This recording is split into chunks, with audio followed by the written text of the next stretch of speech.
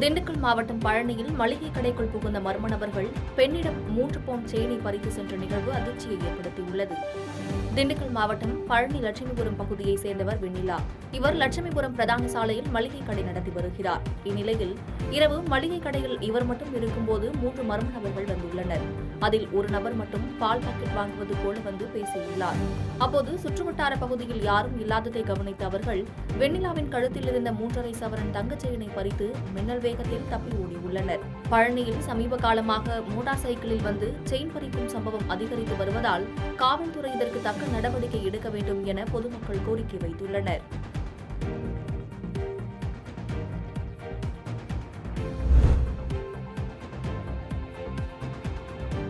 கன்னியாகுமரி மாவட்டத்தில் மிலாடி நபி தினத்தை முன்னிட்டு அனைத்து டாஸ்மாக் கடைகளும் வரும் 17ஆம் தேதி செயல்படாது என மாவட்ட ஆட்சியர் அறிவித்துள்ளார்.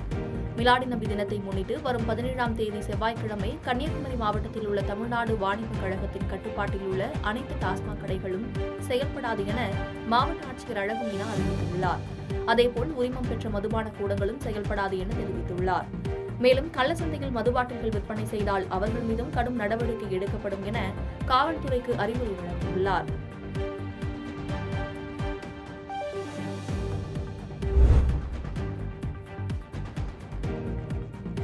தேனி மாவட்டம் ஆண்டிப்பட்டியில் சுபமுகூர்த்த தினத்தை முன்னிட்டு வாழை இலை விலை உச்சத்தை தொட்டது.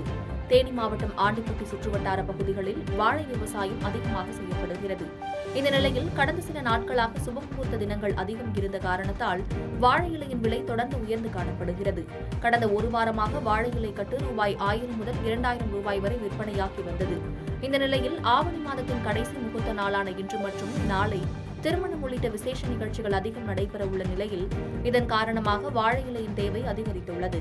இந்நிலையில் தேனி மாவட்டத்தில் இதுவரை இல்லாத அளவில் புதிய உச்சமாக 60 மடிகள் கொண்ட பெரிய வாழை இலை கட்டு ரூபாய் 5500க்கு விற்பனை செய்யப்பட்டது.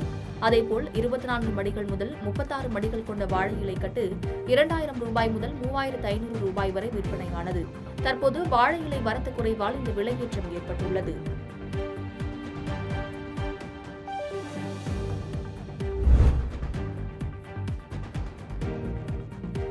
கள்ளக்குறிச்சி மாவட்டம் சங்கராபுரம் அருகே அரசம்பட்டு கிராமத்தில் மாரியம்மன் கோவில் தேர் திருவிழா 13 ஆண்டுக்கு பிறகு பலத்த காவல்துறை பாதுகாப்புடன் நடைபெற்றது.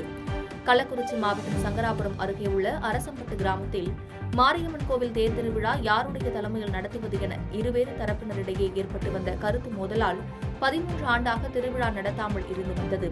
இந்நிலையில் கோட்டாட்சியர் தலைமையில் நடந்த பேச்சுவார்த்தையில் 16 நபர்கள் கொண்ட கூட்டுக்குழு அமைத்து திருவிழா நடத்தலாம் என சுமூகமான முடிவு எடுக்கப்பட்டு மாரியம்மன் கோவில் திருவிழா நடைபெற்றது.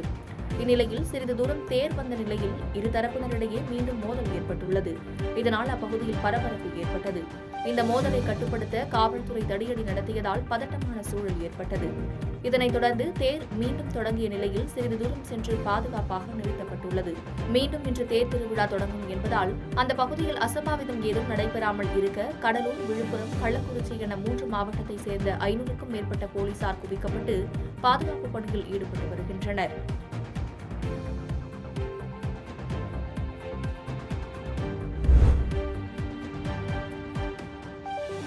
சங்கராபுரம் அருகே தனியார் பேருந்தும் சரக்கு ஏற்றி வந்த மினி ஆட்டோவும் நேருக்கு நேர் மோதி விபத்துக்குள்ளானதில் பள்ளி மாணவன் உட்பட 3 பேர் பலத்த காயம் ஏற்பட்டு மருத்துவமனையில் சிகிச்சை பெற்று வருகின்றனர். கள்ளக்குறிச்சி மாவட்டம் சங்கராபுரம் அருகே கடுவனூர் பகுதியில் திருவண்ணாமலை பகுதியிலிருந்து கள்ளக்குறிச்சி நோக்கி வந்த தனியார் பேருந்தும் சங்கராபுரத்திலிருந்து கடுவனூர் நோக்கி சென்ற சரக்கு மினி ஆட்டோவும் நேருக்கு நேர் மோதியதில் விபத்து ஏற்பட்டுள்ளது. இந்த விபத்தில் பள்ளி மாணவர் உட்பட 3 பேர் பலத்த காயமடைந்து மருத்துவமனையில் அனுமதிக்கப்பட்டுள்ளனர். இதுகுறித்து சங்கராபுரம் காவல்துறையினர் வழக்கு பதிவு செய்து விசாரணை மேற்கொண்டு வருகின்றனர். இச்சம்பவம் அப்பகுதியில் பரபரப்பை ஏற்படுத்தியுள்ளது.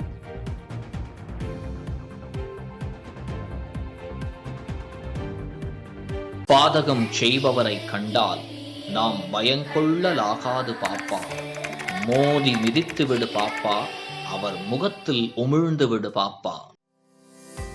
அண்மை செய்திகளை உடனுக்குடன் தெரிந்து கொள்ள இணைந்திருங்கள் இயம்நாடு தொலைக்காட்சியுடன்.